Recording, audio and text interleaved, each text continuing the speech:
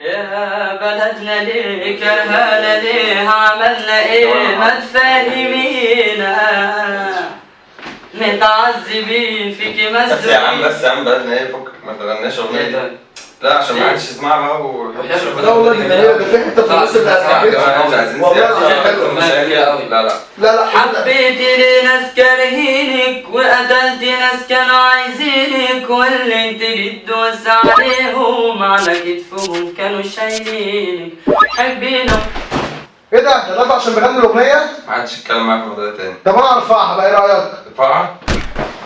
يا كريم وانت عايز تقول حاجة كمان؟ ده احسن حاجه فوقك من الهري اللي هم عاملين يقولوا ده الكلام ده كده صح. في حاجه بقى انا كاتبها هتعجبك قوي، اصبر اقولها لك. بيقول لك عزيزي المواطن المصري اعلامك اوسخ اعلام، بس انا لازم اقول وبصوتي هفضل انادي لازم تكون في رقابه على اعلامك يا بلادي. ايه رايك؟ جميل قوي.